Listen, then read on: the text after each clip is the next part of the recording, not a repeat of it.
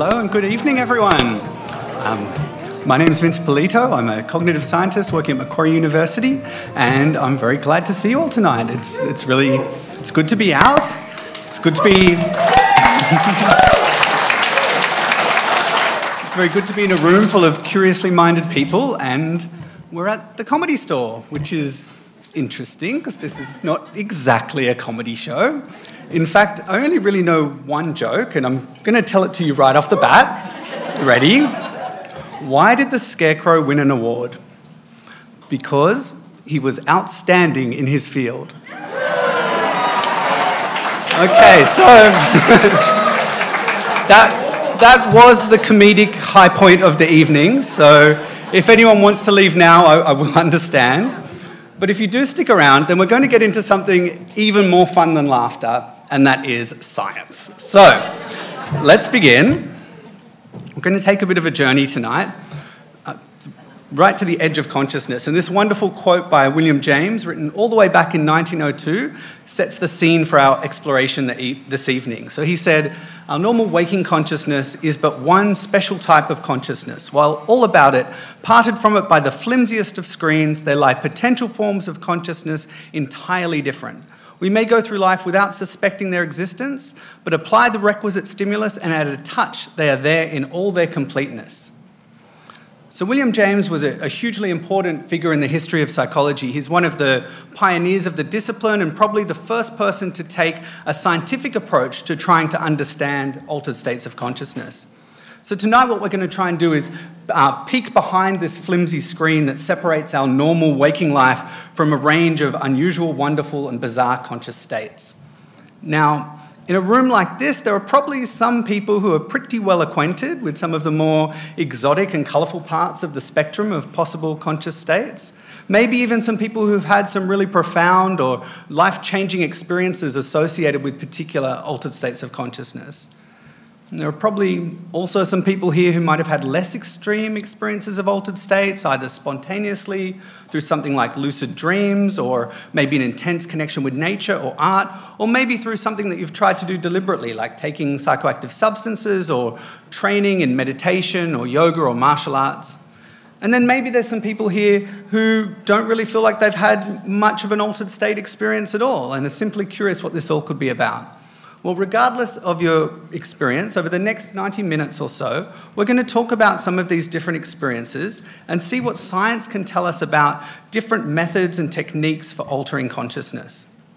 So I'm going to tell you a little bit about some of the work that me and my colleagues are doing at Macquarie University, as well as interesting research happening at other places in Australia and around the world. So let's get started. First of all, let's get a feel for what we mean when we talk about an altered state of consciousness. This concept might seem a little bit unfamiliar, but in that way we're quite unusual. This is Erica Bourguignon. She was an American anthropologist working in the second half of the 20th century, and over many years she conducted a very thorough investigation of altered states of consciousness across many, many different cultures. And the standout finding from her work is that all across the world, over 90% of human societies have altered states as a core cultural practice.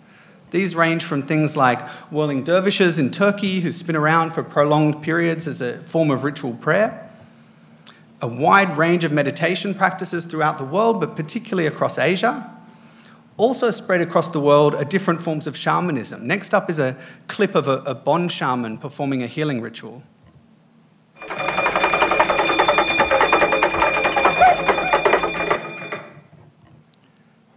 Our next stop is West Africa with the Kung Bushmen, who frequently perform a kind of dance where particular members of the tribe go into quite a deep trance.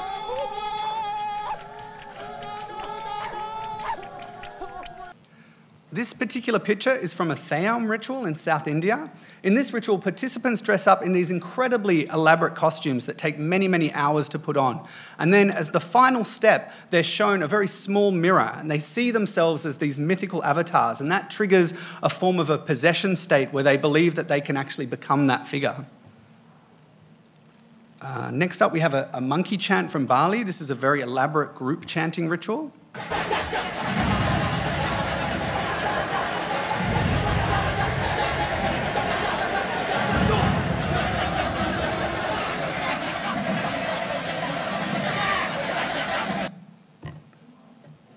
And then, of course, many cultures use psychoactive substances as part of religious or cultural rituals. This is a picture of indigenous South American people using a substance called yopo, which is a highly psychedelic snuff, and it's blown in this tube by one person deep into the nostrils of another person, who then experiences quite a profound alteration in consciousness.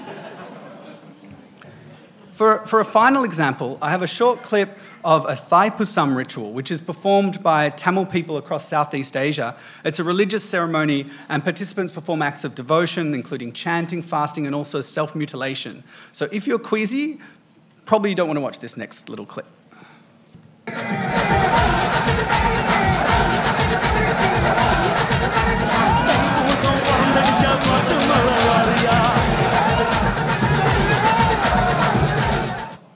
Okay, so our own modern society doesn't have any of these sorts of rituals as part of mainstream culture. And so it seems like maybe we might be within the 10% that don't have institutionalized altered states of consciousness. But actually, that's not quite the case. We do sanction particular kinds of altered states, and they are fundamental in many parts of our own cultural practices. I'm thinking, of course, of alcohol and coffee. We use alcohol to mark virtually all important occasions. And I don't just mean social or leisure activities, although they're often very, very boozy. We use alcohol as part of some of our most meaningful life events: courting, coming of age, weddings, and even funerals. This lovely-looking fellow constructed a coffin as a homage to his favourite beers. And this is the grave of Karl Bratz in Kubapidi with a keg as a gravestone. And I think these monuments, particularly these last couple, are really interesting, even though getting drunk on alcohol doesn't have the complex, mythical kind of associations as some of the other altered states examples we saw. For these people, the experience of alcohol, of being drunk, is a defining life theme, to the point that it's the primary symbol that they want to commemorate their lives. Coffee is another substance that alters our consciousness, and there are certainly rituals around coffee. Many people take their coffee at the same place, in the same way, at the same time, every day, and we frequently refer to catching up for coffee even if we don't actually intend to drink any coffee. So these are strong demonstrations that altered states can be meaningful, and it fits with this idea that humans have an innate drive to seek out these states. So those were some examples, but I haven't really said what we even really mean when we talk about an altered state. And it's because this is a deceptively tricky question to answer. And the reason is we actually don't have a very good scientific understanding of unaltered consciousness. We're able to say quite a bit about specific psychological functions, but we don't have a good model about how to think about or study consciousness itself. David Chalmers, who's one of the best-known living philosophers, and incidentally also the philosopher who most looks like he should be in a heavy metal band, he made a really important distinction between the easy and the hard problems of consciousness. The easy problems are understanding how we do things such as make decisions, recognize objects, or focus our attention. They're not really easy, but they're comparatively easy compared to the hard problem, which is explaining how a 2-kilogram lump of jelly in our skulls can actually have an inner life. It's a bit like a fish in a fishbowl who has no idea that he's surrounded by glass and water. Because consciousness is so inherent in everything that we do and think, it's impossible to look from the outside and explain what it is. Roughly, we can say that our conscious state is our subjective experience of the world, the feeling of what it's like to be aware, to have thoughts or memories or a sense of agency. And so, with that background then, an altered state must be a qualitative shift in those aspects of psychological functioning. And it's a temporary situation in which our normal way of experiencing the world is changed. Studying altered states is difficult because it can be challenging to specify what these changes are in a consistent way. Now that is probably all sounding a bit abstract, so let's jump into our first example of studying altered states. Okay, so we're going to begin our exploration of different states with meditation.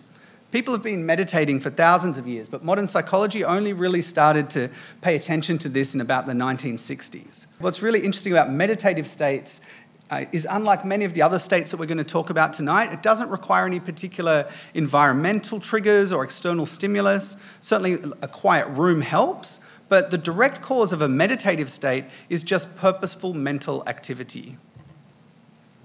One of the first people to really get serious attention for meditation research in the West was this guy, Herbert Benson. And he wrote this book called The Relaxation Response in 1975, and it sold millions of copies. At the time, the concept of meditation was very exotic and not a common idea, very different to how we think about meditation nowadays.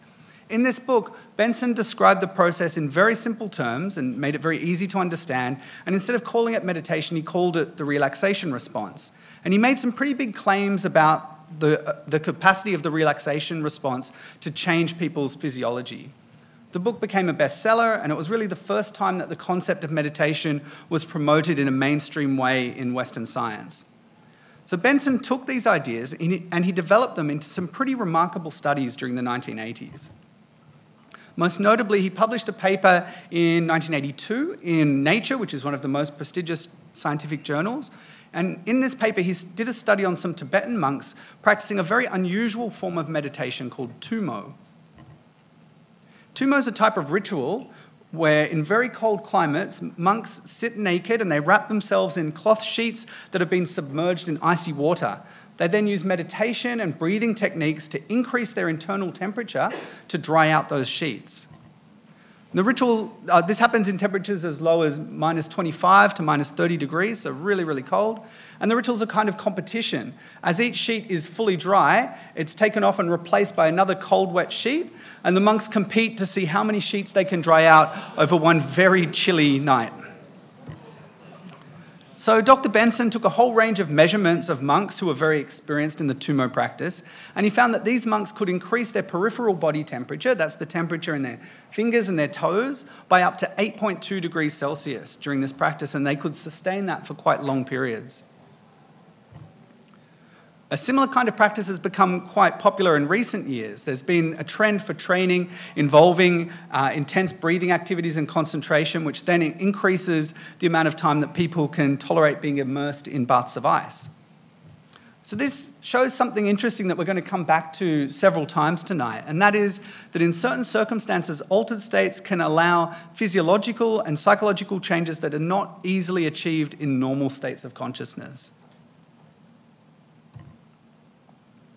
Looking into the capacities of experienced meditators has been an enduring line of research, and I've done some work like this as part of a project led by this person, Britta Biderman, who was at Macquarie but is now at Curtin University. And what we did was we visited the Sydney Zen Centre and we took portable EEG sensors to measure the brain activity of highly experienced Zen practitioners while they meditated. We were interested in how meditation affected auditory attention. In particular, Britta studies language, and she was interested in understanding how our brains track and decode sounds in the environment. So in this study, participants heard a series of tones through some headphones. Most of the tones were the same. They just sounded like beep, beep, beep. But every now and then there was an odd tone, like pop.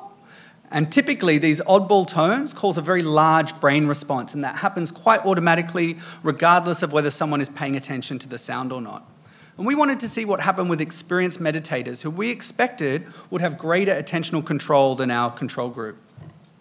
And this is what we found. The graph shows the average brain activity in response to each tone. Experts are the dotted line and the novices are the solid line. And you can see there's a difference in the brain response to those oddball tones for the experienced meditators. So this means that during meditation, even though the tones didn't disturb their experience, their brain was able to track things in a more intense level than the control group was.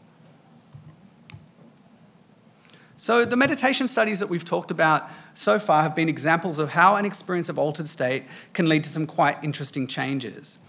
So with that intro, let's try something out. It's already a little bit cold in here, so we're not going to try tumo, but there are lots of different kinds of meditation, and what we're going to try is a type of focused attention. Normally, conscious awareness consists of a very busy stream of mental representations. We have sensory content, we have thoughts, we have memories, ruminations, recollections. There's all sorts of things going on in there. During a focused attention meditation, the idea is to deliberately reduce that range of mental content down to a single point. And in this case, the single point is going to be your breath. So this is really something that anyone can do with just a little bit of practice. I'm going to invite you to spend just 2 minutes directly directing your attention just to your breath. Usually in this kind of meditation, people would spend a much longer amount of time, and when this is done for long periods of time, people can experience quite profound shifts. But for tonight, I'm interested to see if even just a very short burst of a serious attempt at meditation could have an effect on your conscious state. So, if you'd like to, and everything tonight is completely voluntary, so no pressure to try if you don't want to, but if you do want to try, at this point, just close your eyes and let's try a short meditation. I'm going to start my timer, and I'll ask you to direct 100% of your attention towards your breath.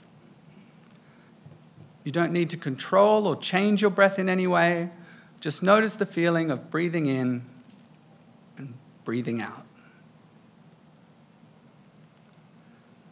Making sure that you're concentrating only on the experience of your breath.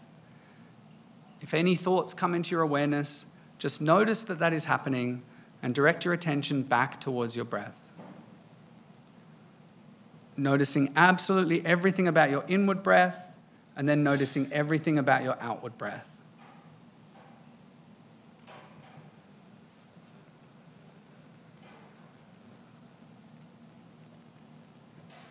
Constantly directing your attention back to your breath, being very vigilant about your thoughts and focusing only on the breath.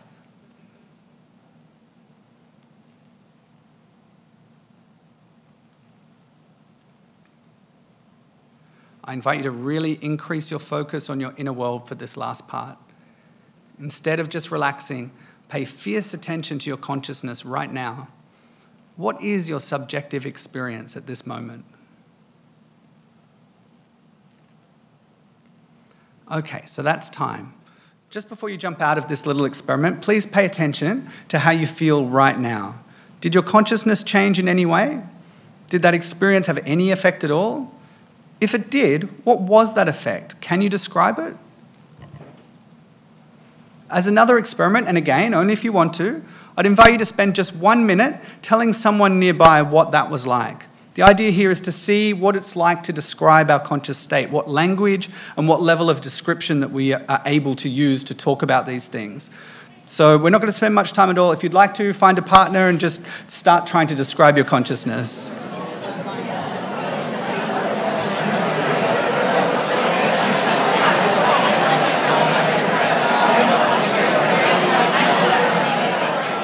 How did you go with that? It sounds like, in general, people had a fair amount to say, which is interesting. People often struggle to say too much about their conscious state, and many altered states in particular are described as ineffable. So I don't know if that was hard or easy for you, but in general, the difficulty in accurate introspective awareness presents a problem for scientists. How can we study alterations of consciousness if people are not easily able to tell us what is altering? There's been quite a bit of work trying to figure this out. During the 60s and 70s in particular, a group of scientists became quite interested in mapping out the range of possible alterations of consciousness. Roland Fisher, in 1971, published an article in Science, which is another very prestigious journal, with this map of different states. The idea here is that there's a continuum of states that are more or less similar to one another depending on where they fall on this spectrum. So according to this model, we spend most of our time around here in this middle part. And what's interesting on this model is that states of hyperarousal on the left here, which involve states that can be similar to psychosis, they're actually located very close to states of ecstasy and very positive states. This was another attempt at this kind of work, and this was done by Charles Tart, another very influential scholar of altered states. And I really liked his way of coming up with the difference between altered states. He plotted a series of graphs with the axes representing different psychological functions that can change in an altered state of consciousness. So then by looking across multiple graphs, we can get a sense of how these states relate to one another in multidimensional space. So in this example, the two capacities that are on the graph are rationality, which is on the horizontal axis, and ability to hallucinate on the vertical axis. So he's showing here that in ordinary consciousness, there's high rationality, but low ability to hallucinate. In REM sleep, there's low rationality but high ability to hallucinate. And then in lucid dreaming, there's high rationality and also high ability to hallucinate. So from these sorts of broad models, scientists have developed psychometric scales that we can use to measure people's experience of different states. A psychometric scale just means it's a scale that's been tested and developed in such a way that we have good evidence that it really does measure what it claims to measure. So we're starting to figure out what an altered state is a little bit more now. Let's think about what might be the components of an altered state of consciousness. To find out what I'm going to do in just a little while, I'm going to ask you to pull out your phones and answer a series of questions. And these questions are going to ask you to describe an experience of an altered state of consciousness that you've had. For this to work, I need you to think of a specific experience where you felt a profound alteration in consciousness. The very first question is going to ask what sort of experience that was. And there's only 5 options. It can be meditation, so any form of meditation practice. Hypnosis, if you've ever been hypnotized and it worked, that would be a good option to pick. Ritual, so ritual could be any kind of intense religious or spiritual ritual that causes a change in consciousness. So any kind of chanting or something like a sweat lodge ceremony, intense group prayer, anything like that. But in this category, please don't include anything involving substances. The fourth one is drunk. So this could be an extreme experience of being drunk, either positive or negative. And then the final option is other drugs. So just before we start, please pick the category that you've had the most profound or dramatic experience with. And it does need to be a specific experience, not a general impression. If you've got several experiences that you can choose from, people tend to mainly choose meditation or drugs, so maybe choose one of the others if you can. And finally, if you don't feel that you've had a profound alteration of consciousness, just try and rate that little experience of meditation that we did a moment ago. So when you're ready, if you can go to this website here, bit.ly/EOC21. There's just 17 questions. Please try and answer them as quickly as you can, and then we'll have a look at the data. And I've got a little bit of thinking music while you do this.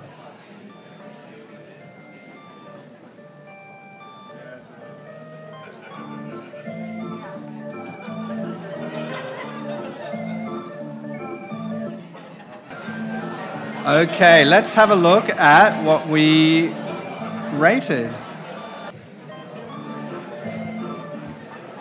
Okay, so here's the results.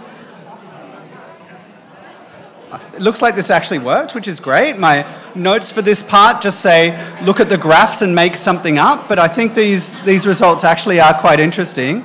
So what this is showing is four different components of an altered state of consciousness.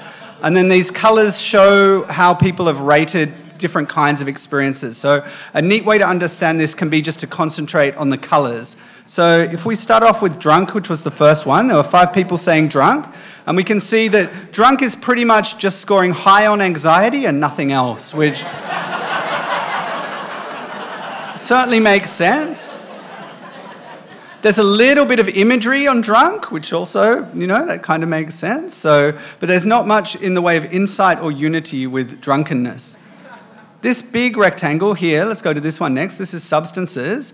This is rating high on everything, basically. And it's the only other one that rated high on anxiety, so that certainly makes sense. Experiences with psychoactive substances can be very scary, but these experiences also seem to have led to experiences of unity, which is a feeling of everything being one, of no boundary between self and the external world.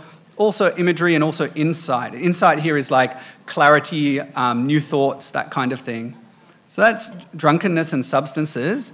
If we look at ritual, that's this green one. So this is quite interesting. Ritual is very high on insight and feelings of unity, not much anxiety and not much imagery. And again, that sort of fits, I guess, what you'd imagine with rituals that involve altered states. Yellow here is hypnosis. Hypnosis was very much on insight and unity. That's a little bit surprising for hypnosis, but people may have had some particularly nice experiences, so that's good. And then the last one that we haven't talked about is blue, meditation. Meditation's all up around unity and insight, and that's really how meditation is described, that people have these kinds of shifts in consciousness that are associated with like positive, boundless feelings and also with clarity of thought. So that really seemed to have worked quite well. And I think it's a nice demonstration of the way that we can do psychological research and measure these states. At first glance, it might seem like these kind of scales are a very imprecise way of measuring consciousness. But actually, the field of individual differences, which is what this is about, how you develop measures that can discriminate between different types of people or different types of experiences, is really fascinating. And many psychological characteristics or patterns that we might think are quite random or unique are actually very consistent and measurable. So this can be seen in an interesting project started by this guy. His name's Timo Schmidt. He's at the Free University of Berlin. And he created a database called the Altered States Database, which is a collection of research that uses these different kinds of scales to measure different altered states of consciousness. So here's an example of the sort of information that's in this database. This is looking at different studies where people have ingested MDMA. And what's really remarkable about this graph is that it's showing 3 entirely different studies of MDMA that were carried out by different people at different times. The orange line is showing a study that had a pretty low dose, about 75 milligrams, and the blue and pink lines are showing 2 different studies that each used 125 milligrams of MDMA. And the thing that's interesting is that those 2 studies that used the same amount of MDMA resulted in almost the same subjective experiences amongst the participants. So even though when a person takes MDMA, they feel like they're having all sorts of different unique experiences, when those experiences are measured using scales like this and averaged out over a group, we find that the dimensions of experience are very dose-dependent and very consistent. So we'll come back to MDMA later, but the point I just wanted to demonstrate here is that it actually is possible to measure and map out altered states. I didn't say, but just to help understand, the different points on these graphs are like these different components of altered states, similar to the unity anxiousness imagery that we just measured ourselves. If you want to check out the Altered States database, you can at this address, asdb.info. At the moment, most of the information on there is about drug-based altered states, but we are adding other things. I'm working with Timo, in fact, to add some measurements for hypnosis.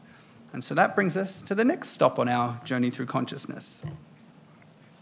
Now, hypnosis has a very complicated reputation. People's first association with the word is usually to think of dodgy or outlandish behaviors, perhaps something you might see in an RSL. And there's lots of doubt about whether it could possibly be real or not. The history of hypnosis is really fascinating. It's been around in the West for more than 200 years, and it's been used in medicine, in psychology, and also in entertainment. Before we had TVs and Minecraft, there was a time when hypnosis was a very popular and common form of entertainment. Here's some artwork from the early 20th century showing some of the supposed scandals that could result. Nowadays, hypnotic elements are still a part of popular entertainment, although in some popular hypnosis shows it's a little bit debatable how much of what happens is really due to hypnosis. I've written about this in the conversation if it's something you're interested in. But along with these popular forms of hypnosis, there's been a very serious history of scientific investigation of what's going on when people respond to these suggestions. Many giants in psychology have investigated hypnosis at some point in their career, so people like William James, Freud, Carl Jung, Hans Eysenck. I'm going to tell you just a little bit about what we've learned from this scientific approach. But before I do that, let's try a little exercise that involves some principles of hypnosis. Now, to properly hypnotize someone takes a fair bit of effort. There's usually a hypnotic induction and then a series of instructions that establishes a kind of social environment that allows hypnosis to occur. Then typically there's a series of suggestions, and then finally a de-induction that instructs the participant to sort of go back to their normal state.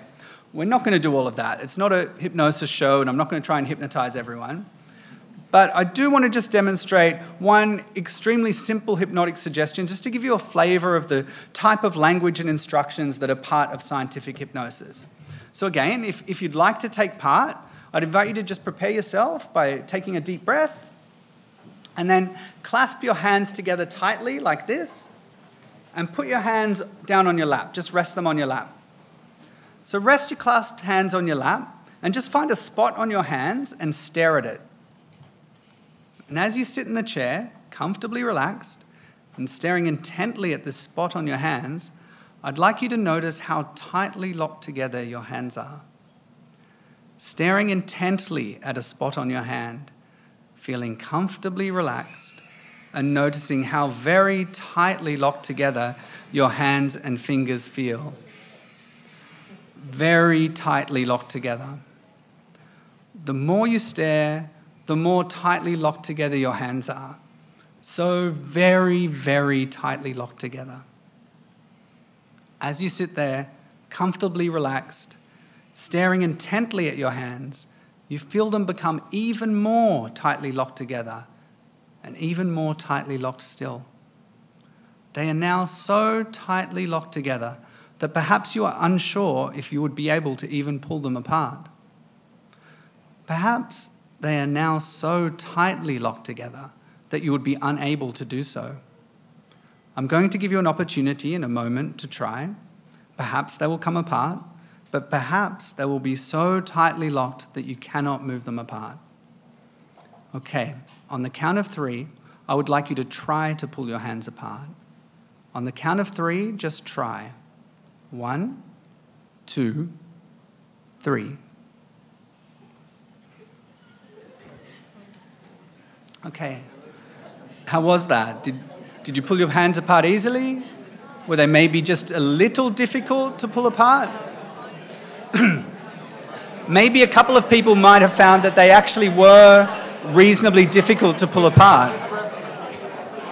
In case anyone did find that worked quite well, I want you to just notice right now that your hands are completely back to normal. Your hands feel totally normal and separate, just the way they always do. Hands normal now. Okay, if anyone's hands are still stuck together, come and see me afterwards and we'll fix that up. So, to emphasize once again, this was just a simple demonstration of hypnosis-like language without many of the important elements of a hypnotic induction. But what can we learn from that? You probably might notice that people seem to have different sorts of reactions. Some people actually may have found that that worked a bit, whereas other people probably immediately pulled their hands apart and didn't feel anything at all. And that really gets at a very key principle of hypnosis. And that is that people vary a lot in their responsiveness. And this is really crucial. There's some people, like I said, who no matter what happens, can't experience hypnosis at all, and we call those people low hypnotizable, and about 10 to 15% of the population would fall in that category. And then there's also a small proportion who are extremely responsive to hypnosis and are able to have all sorts of interesting and sometimes quite amazing experiences. We call those people high hypnotizable, and about 10 to 15% of the population falls in that category. And then this leaves this big chunk in the middle, about 70 to 80% who may be able to experience some things in hypnosis, but are probably never going to experience very dramatic alterations in consciousness. Okay, so in hypnosis research, we're mainly interested in this high hypnotizable proportion. In many experiments, we carefully pre-screen people and then we test our methods with pre-identified highs. Actually, one very common design is we'll recruit a group of people that we know are high hypnotizable, a group of people that we know are low hypnotizable. We'll give them the same suggestions and then see what they do differently. And that's a very good design scientifically, but it can be very awkward to conduct these studies. If you're an experimenter in a study like that, it means that half of the time you're sitting there giving suggestions to someone who is not able to have any of these experiences and just kind of sits there shaking their head at you sadly. But when you give those same suggestions to a high hypnotizable person, it can be quite remarkable, and I'd like to show you what I mean. One of the things that we use hypnosis for in our research is as a tool to try and understand what happens in unusual clinical cases. As an example, our research team has been very interested in trying to understand monothematic delusions. This is a fascinating disorder where a person has just one very unusual belief about the world, but is otherwise totally rational. One of the delusions we've been studying is called mirrored self-misidentification delusion. And in that delusion, a person believes that a reflection that they see in a mirror is another person and not them. Now, at first glance, that seems like a very bizarre condition, but we approach all of these cases by trying to work out what would make these symptoms understandable. And there's been two ideas that might explain this mirror confusion. The first possibility is that in this delusion, a person has a problem with perceptual face recognition. They just don't recognize faces at all. But another possibility is that in this delusion, a person has a form of agnosia, which means that they don't understand how a mirror works. If you don't know what a mirror is or how it works, then it's not surprising that you'd think a reflection is another person. Now, this is where it gets interesting. Hypnosis is completely safe, temporary, and fully reversible. So we can test out these different ideas by finding high hypnotizable people and giving them either a suggestion to change their face recognition or a suggestion to change their reasoning abilities. We can test which of those different alterations leads them to misrecognize a reflection in the mirror. And this is what that looks like. You might have to lean forward a little. Tell me, what do you see in the mirror? Who's that? Tell me about what you see. Another person. Tell me about the person. They're wearing a purple shirt. Got a big nose. Got a mole on their neck.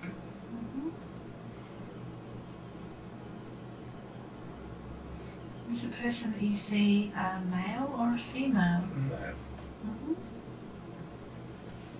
Tell me more about what they look like. They've got short, curly hair.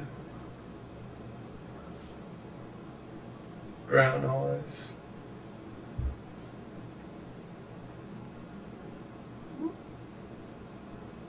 Brown hair.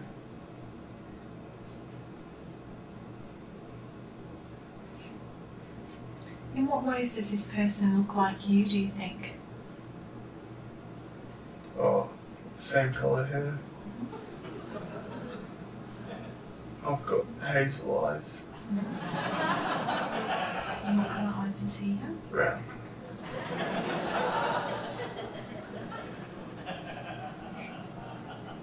In what ways does the person you can see look different to you? Yeah, different coloured eyes. I think my nose is smaller. The lips. He has or you have? I have. And I've got more freckles. What's he doing at the moment? Looking into the mirror. I don't know where he is, so.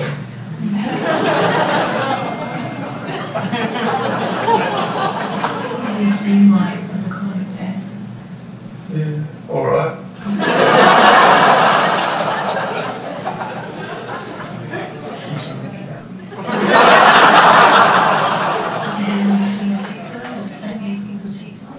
Just looking at it. He's saying something, but I can't understand. Don't help it break. Okay, so I might stop there. So in this video, the experimenter was my PhD supervisor, Amanda Barnier. And in that video, you can see that this highly hypnotizable person totally changed their experience of looking in a mirror. So in that case, hypnosis was able to model the features of the condition that we're investigating. You would have noticed that the experimenter was giving different kinds of challenges to the participant to see if she could shake his confidence in what he was seeing. And what's really exciting about this is that it provides a way for us to test possible strategies that might be developed to successfully help genuine patients experience things differently. So again, this is another example of how an altered state can lead to effects that are not possible in normal waking consciousness. Okay, let's move on to explore our next altered state, which is chanting. And chanting is interesting because it combines a few different themes related to alterations of consciousness. It's often conducted in the context of a ritual, sometimes with very explicit beliefs. Like hypnosis or meditation, it involves a change in attention, but unlike those other methods, there's often a very clear, very intense environmental stimulus that's the trigger. So broadly speaking, one way of triggering an altered state is to have some form of sensory overload where the variability or the intensity of our perceptual experience changes dramatically, and that can trigger an altered state. And group chanting certainly can fulfill those requirements. Interestingly, chanting also has a very strong social component. The act of making repetitive, coordinated sounds along with others in a group can lead to group identity and has been shown to lead to entrainment of neural activity as well. Now, you may not realize it, but perhaps you've had some experience of chanting in an intense emotional context and felt this in some small or large degree, maybe at a sporting event.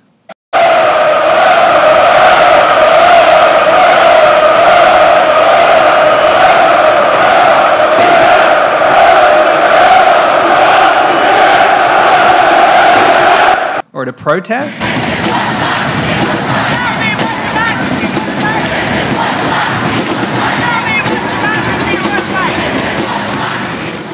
So there's evolutionary theories that propose that chanting had a very important role in establishing powerful feelings of social cohesion as a way of strengthening ties within groups.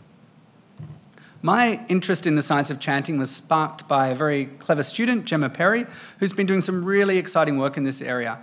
In her master's and PhD work, she's investigated the effects of chanting on interpersonal relationships and also on individual psychology. And Gemma's found that chanting can lead to quite substantial changes in conscious experience. This chart here shows a measure of ego dissolution, which is a feeling of losing the boundaries of the self and merging with all other things. That's typically described as quite a profound experience, and it's usually only commonly reported in the context of psychedelic drugs. But Gemma found that this experience can also occur during chanting. But interestingly, looking at this graph, it was only in that blue column on the right. She found that this only occurred for experienced chanters and only when they were actively chanting. Novices didn't show this effect. So this suggests that the capacity to experience quite a marked altered state of consciousness can happen quite quickly, but only once someone's developed the skills to do it. So I take that as a demonstration that anyone can experience these alterations if they put in the time to practice. Another very cool aspect of Gemma's research was that she also looked into physiological changes that resulted from chanting. In one of her studies, she took saliva samples from participants before and after a very short chanting session, just 10 minutes. And these were then analysed for cortisol measurements. Cortisol is a marker of stress, and she found that participating in this chanting exercise led to a reduction in cortisol for both the vocal and the silent chanting. So what's neat about this finding is that we were able to show that participation in chanting, something that's a key part of many different altered state rituals, again has a really clear impact on physiology. All right, on to our next stop on the journey through consciousness, and this one's a little bit different, psychedelics. The late, great Bill Hicks had an excellent comedy routine where he was talking about magic mushrooms, and he began by asking the audience to reach under their chairs and find the 5 dried grams that had been taped there earlier. So go on. No, I'm kidding. Tonight is not going to be quite that interactive. There are no planned activities for this part of the show. But I am going to tell you a little bit about the history of psychedelics and some of the latest research findings. And there's really a lot to say here because after a long time, psychedelics are back in a very big way. But before we get to that, let's look at the beginning of the scientific study of psychedelics. The modern history of psychedelics began in 1938. Swiss chemist Albert Hofmann was 32 years old and he was working for Sandoz Pharmaceuticals. He was trying to identify a compound that would help stimulate the circulatory system. And on his 25th attempt, he synthesized what he called lysergic acid diethylamide, and he proceeded to test it on rats. He recorded that the rats were strangely excited, but he didn't find any of the changes in circulation that he was looking for. And so he put LSD-25 aside and moved on to other work. And that might have been the end of the story, except that for some reason, Albert kept wondering about this supposedly useless substance. He later described having a peculiar presentiment, the feeling that this substance could possess properties other than those established in the first investigations. And so 5 years later, on one Friday afternoon, he decided to synthesize a new batch of LSD-25. He was in the final stages when he began to feel a bit odd. He reported to his supervisor and asked to go home. And he suspected that he must have inadvertently come in contact with the substance through his skin or something like that. And he wanted to get to the bottom of what was going on. So the following Monday, which was April 19th, 1943, he took the first recorded deliberate dose of LSD. Now, he decided to take 250 micrograms, thinking that this would be far too little to have any serious effects. But LSD is psychoactive at very, very small doses, as low as 20 micrograms. So he had just taken a pretty big dose. 40 minutes later, he wrote in his lab journal that he was experiencing beginning dizziness, feelings of anxiety, visual distortion, symptoms of paralysis, desire to laugh. He decided that it was again time to go home, and this time his research assistant agreed to accompany him.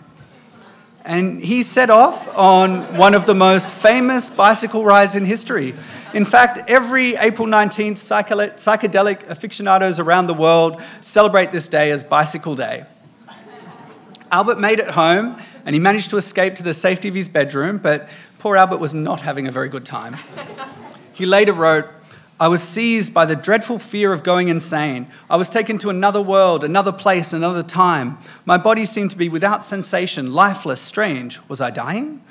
But after some time, things began to change, and although it was very strange, Albert ended up having a pretty good time. The next morning, he wrote, "Everything glistened with a fresh and sparkling light. The world was as if newly created. All my senses vibrated in a condition of highest sensitivity, which persisted for the entire day." And so human experimentation with LSD had begun. Albert was stunned by his experiences, but he didn't know what to do about them, and neither did the company that he worked for. And so what they decided to do was to send out bottles of very pure LSD to any interested psychiatrists, psychologists, or scientists around the world. They hoped that this would encourage research and that people would come up with some way that this substance might be used as a form of marketable medicine. So between 1947 and 1967, Sandoz sent out thousands of bottles of Desolid, which was the product name for LSD, and that did quickly lead to a research boom. In those 20 years, there were over 1,000 scientific papers published, and over 40,000 participants took part in LSD research or therapy sessions. LSD at the time was being investigated as tools to assist with psychotherapy, as treatments for neurosis, schizophrenia, autism, treatments for addiction, alcoholism, as a way to understand religious experiences, and as a way to enhance creativity. So there was really a lot of research going on, and by today's standards, a lot of that work wasn't really up to our current standards of rigor, but it was really promising research, and the general mood amongst scientists at the time was very positive and enthusiastic. Keep in mind that this substance was completely legal at this time. But at the same time that research was booming, there was also a very rapidly growing interest in extracurricular activities. So it was a time of very rapid social change, and psychedelics got very much associated with the progressive counterculture, in particular with large student protests and with the anti-war campaign at the time. So psychedelics were causing shockwaves, and media and government didn't really know how to respond. To give a sense of the way that this new thing was seeping into culture, here's a clip from an early video of an LSD research study. Well, I think it's time for you to have your lysergic acid. Drink this down, and we'll be back after a while and see how you're doing. Let us observe the effect some 3 hours later. I've never seen such infinite beauty in my life. It's like a curtain or a spider web. Can you see it? It's right here in front of me, right now. What? No. Good heavens. You know what went through me? It passed right through me. Everything is so beautiful and lovely and alive. You shouldn't say anything about anything not being. This is reality. This is. If you look right over there.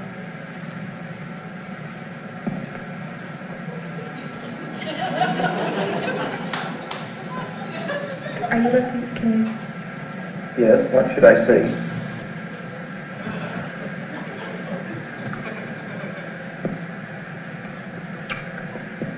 I wish I could talk in Technicolor. Or let you see. Can you? Did you say you can see it? No, I can't quite see it. Tell me about it.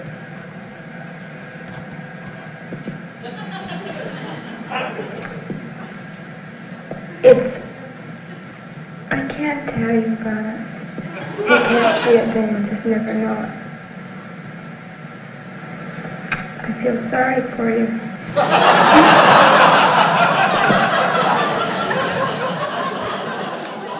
I also wish I could talk in Technicolor. You can see that this woman in this video, she's expressing this sense of discovering something wonderful and new about the world that she didn't know before. And that's an idea that's very appealing to curious young people, but very threatening to others. And so there was a strong push towards prohibition. Here are some creative newspaper headlines that accompanied the push for prohibition. These were dug up by Professor David Nutt, and they show that outrageous and sensationalist news stories have been part of our culture for a very long time. And so, in the early 1970s, psychedelics became prohibited substances all around the world, and research ground to a halt. And then not much happened for nearly 40 years. But in the last 15 years, psychedelic research has started to make a comeback. A new research is coming now from some of the most prestigious universities in the world, and it's being published in some of our very top journals. Institutions such as Imperial College London, Johns Hopkins University, New York University, the University of California have all started major, heavily funded psychedelic research centers in the last few years. And really excitingly, this kind of research is now also very much happening in Australia. For a long time, we were lagging far behind other countries, but over just the last 2 years, things have been changing rapidly. Marg Ross at St Vincent's Hospital in Melbourne has started a study investigating psilocybin for treatment-resistant end-of-life anxiety. Paul Lichnatski from Monash University is investigating psilocybin as a treatment for anxiety and also MDMA as a treatment for PTSD. And Jonathan Brett at St Vincent's here in Sydney is investigating psilocybin as a treatment for methamphetamine addiction. There's also researchers from Edith Cowan University, the University of Melbourne, Swinburne University, all very close to launching studies. I've also been conducting some research at Macquarie University, investigating the effects of very low doses of psychedelics, and I'll tell you about that just in a little while. But this change in attitude is largely taking place because the findings that are coming out in this new renaissance of psychedelic research are really, really compelling. I'm going to highlight just a few studies to show why these substances are once again getting people's attention. So the line of research that's most developed is using MDMA as a treatment for post-traumatic stress disorder. Now, strictly speaking, MDMA isn't exactly a psychedelic, but it triggers an altered state of consciousness, and it's been similarly prohibited. PTSD is a very debilitating condition, and it results from exposure to an event that triggers an extreme negative emotional response. It's usually events with extreme forms of violence. PTSD affects about 1.2% of Australians in any given year, and our current treatments are not effective for all people. About 30% of patients with PTSD experience no relief from psychotherapy or from current medications. So research in this space has focused on MDMA as an addition to psychotherapy, specifically for people for whom other treatments have not been effective. And MDMA is really suited to this condition because it generates a state that's characterized by positive mood, empathy, and emotional insight. Importantly, MDMA is not thought to directly affect the symptoms of PTSD, but what it does do is it temporarily reduces the typical fearful response that people have when they try to recollect or talk about their traumatic event. And so by allowing them to talk about it, and sort of avoiding the typical fight or flight response, the person is able to process that event with their therapist. So here's some, and it's proven to be very, very effective. This graph is from a very recently published phase 3 multi-site placebo-controlled study. It had 90 participants who had just received treatment-resistant, who had treatment-resistant PTSD, and they had several weeks of psychotherapy, and then just 2 sessions were accompanied by MDMA. So what this graph is showing, I'm not going to try and use the laser pointer after what happened last time, but the brightest color at the bottom is showing it's showing diagnostic change. So the brightest color at the bottom are people who were in complete remission at the end of the study. So about 30% of people in the MDMA group compared to 5% in the placebo group. So complete remission means no symptoms at all. The second color shows the proportion of people who no longer met diagnostic criteria for PTSD. That's 67% in the MDMA group. And then the third color is showing people who showed a clinically meaningful response. So 80% of people in the MDMA group. So these are really striking findings, and based on these results, it's very likely that MDMA is going to be a prescribable treatment for PTSD, at least in the United States, within the next couple of years. The other recent research that I want to talk about involves psilocybin, which is the active molecule in magic mushrooms. Psilocybin is one of several hallucinogens that acts on our serotonin receptors. LSD and DMT are other drugs that have similar pharmacological effects. And these are results from another very important study that was published in the New England Journal of Medicine, another very prestigious journal. This was a phase 2 study with 59 participants with long-standing major depressive disorder. And in this study, unusually for psychedelic research so far, they compared the effects of psilocybin to a traditional SSRI antidepressant. So the purple part on the right of the screen is showing the confidence that there's a difference between the groups. And on all but one measure, psilocybin was the more effective treatment. These first 4 measures here are different depression scales, and then the second half are particular sort of symptoms or anxiety. And yeah, psilocybin came out as led to greater reductions than the traditional antidepressants on almost all of these measures.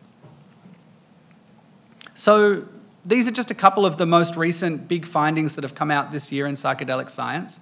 Hopefully these results give some kind of context for why there is so much interest and excitement around the clinical potential of these substances.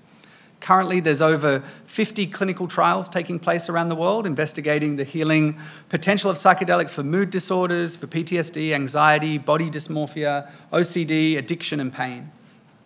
So these are a bit about the striking findings, but let's just talk a little about why psychedelics work. It's an interesting question. At the neurological level, the recent boom in psychedelic research has revealed a great deal about physiological changes that are associated with psychedelics. We now have amazing brain imaging technologies that were not available in the 1960s, and neuroimaging studies are showing fairly conclusively that psychedelics are simultaneously doing 2 distinct things. The first thing that they're doing is reducing the overall level of activity in something called the default mode network. The default mode network is like the background processing that's happening in your brain. As a rough analogy, you can think of it a little bit like an operating system on a computer. It sits in the background and loads up your various apps and programs, and it's responsible for fundamental system interactions.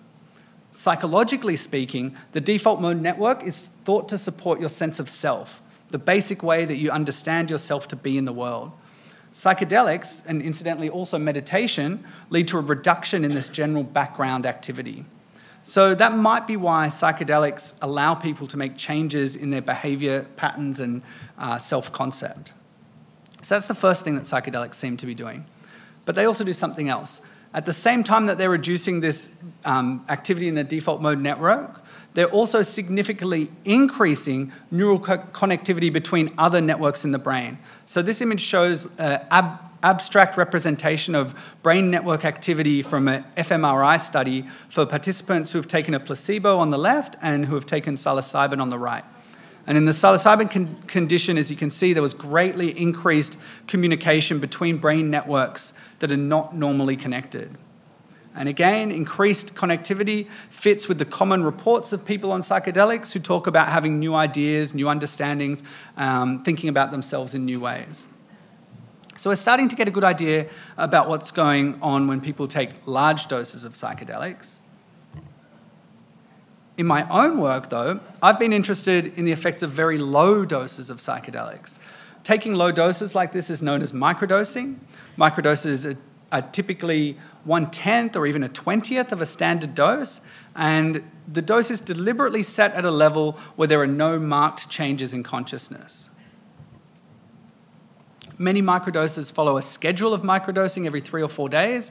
And what's curious about microdosing is that people claim a very wide range of benefits from doing this. People talk about improvements in work, in relationships, in focus, attention, mood, well-being, really quite a lot of different things. And these reports are quite odd in that on the one hand, people are claiming significant benefits, but they're also claiming not feeling high. And the idea of microdosing has become a really big news story. There have been literally thousands of news articles published in the last few years, huge amounts of interest in online forums, and I kind of became interested in this phenomenon, seeing this popularity and trying to understand what was going on here. So I put together a study on microdosing, and the reason that I was interested is it seemed to me quite possible that a lot of what was being claimed by microdoses could just be a placebo or wishful thinking, and there were 3 reasons for that. Firstly, people were being exposed to very sensational media stories claiming huge benefits, which were likely to lead to very strong expectations about what microdosing should do. Second, the doses that people were reporting were improbably small. It seemed puzzling that such significant benefits could result from such tiny doses. And then third, because psychedelics are illegal in most places, actually getting hold of them presents a reasonable challenge. And then even if, to get hold of them, someone has to go to some level of trouble or risk. And then even if they do get hold of them, they have to go to additional effort to then break it down into some very small amount, and then additional effort to remember to take it on a regular schedule. So by the time someone has started microdosing, they've already put in quite a significant amount of effort, which may bias them to notice positive benefits and to justify that sunk cost. So those are reasons that I was potentially skeptical. But there were also reasons to think that microdosing really could work. The main reason was this very compelling evidence from the high-dose research that we've just talked about. And also, there is at least a plausible mechanism of action from the neuroscientific research that we also just covered. So I really wanted to find out which of these was the case. So I collected data on this from around 2017, which was just at the time that microdosing was becoming very popular in the media. Due to legal and bureaucratic limitations, direct experimentation was not possible. I wasn't able to actually give people microdoses. So I developed a strategy to try and conduct a study where we could do the best possible research that we could given those practical constraints. And so there were sort of a few things we tried to do. We focused on people who were already microdosing. We wanted to track their experiences systematically over time. And we wanted to use an automated online system where we could rapidly collect frequent daily reports and then also administer a longer battery of tasks or psychometric measures that people would do at the beginning and at the end of 6 weeks of microdosing. And I had a surprising amount of interest in this initial study. We had almost 100 participants regularly send us data, and over 6 weeks we collected more than 3,000 daily reports from microdoses. And this is what we found in that first study. The graphs look a bit confusing, but they're actually not too hard to follow. The first point on each graph is showing the baseline score for each of these 6 ratings. The second point along the x-axis is the score on the dosing day, so when someone actually took a microdose. And then the final 2 points are 1 day and then 2 days after microdosing. So overall, you can see that we found the same pattern of results for all of these different measures. And that pattern was that there was a sudden boost on the microdosing day, but there didn't seem to be much residual effect on the days afterwards. So that kind of goes against the common idea that the immediate effects of microdosing linger for an amount of time.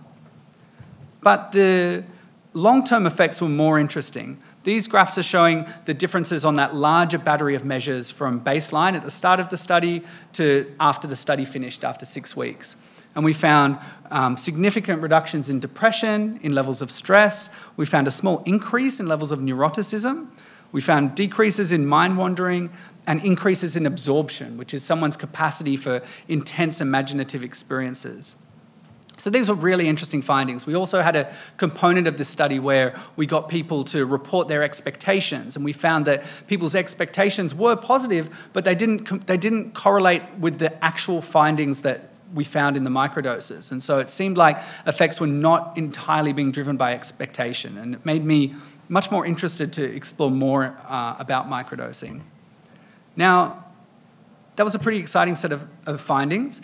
That study came out in 2019, and in the couple of years since then, there's been about 24 additional experiments that have taken place around the world to do with microdosing. I want to mention just one very clever and influential study that came out of the team at Imperial College London, one of the major sites for psychedelic research. They had a similar longitudinal design, meaning that they tracked the experiences of people who were already microdosing over several weeks. However, they had one really clever innovation. In their study, they sent participants empty capsules and other materials so that they could make some genuine microdosing capsules and also some placebo capsules. They then put those capsules in coded envelopes, and the experimenters would send the participants a code each day so they knew which capsule to take, and they'd then send in their online reports of how they were doing over the period of the study. So in that way, the researchers were able to run a placebo-controlled study that participants administered themselves. And they had some pretty curious findings. They found that people in the microdosing group showed increases in mood and well-being, but so did people in the placebo group. And in fact, as you can see from this graph, people's beliefs about which group they were in were a stronger predictor of outcome than whether they had actually taken microdoses or not. So these were the people who actually microdosed, and these were the people who believed they'd microdosed. So from these results, it seems that beliefs do strongly influence these changes in psychological functioning. So this group of researchers argued that the benefits reported by microdoses are mainly due to placebo. And those researchers may be correct, but there are also quite a few other studies, including 8 lab-based, well-controlled studies that do indicate microdosing does have a dose-dependent impact. In my view, on the balance of evidence, it seems likely that there is a pharmacological effect of microdosing, and I'm actually now running a new study to try and answer this question quite definitively. And what we're doing in this new study is we're adapting this self-blinding method, but instead of having participants complete several weeks of microdosing and then looking for long-term changes, we're focusing very much on the immediate state-based effects of microdosing. So we're going to send participants materials to make just one genuine microdose and one placebo. And participants are then going to come into our lab on 2 occasions to take part in an experiment using an MEG scanner, magnetoencephalography. And this is a highly sensitive form of brain imaging, and it works by detecting fluctuations in the magnetic field around the brain that occur due to the electrical activity of neurons firing within the brain. It's absolutely amazing technology, and it allows us to see very precisely what's happening in a person's brain. And so in this study, we're going to try and find neural signatures of the effects of microdosing. If we don't find a difference between the placebo and the microdose occasions, then it's probably likely that the effects are due to placebo. If we find that the microdoses lead to different brain activity than the placebos, then that will suggest that there is a relevant pharmacological effect. So this is a really exciting study. It's the first time MEG has been used with microdosing. I'm really excited about it. It was delayed by COVID, but we're on track to test our first participant in the next couple of weeks.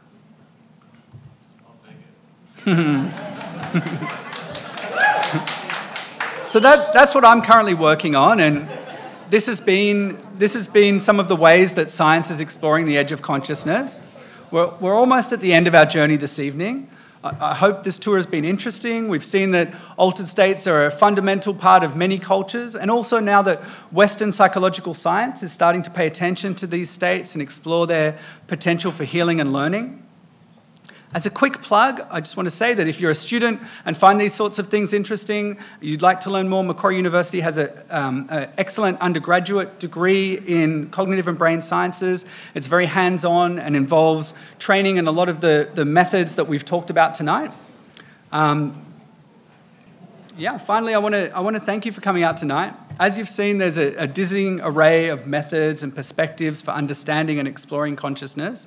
But ultimately, it's really an individual journey. We each have our own consciousness for a brief spark of time and our own opportunity to try and grapple with this bizarre mystery of what it's like to be a being with subjective awareness.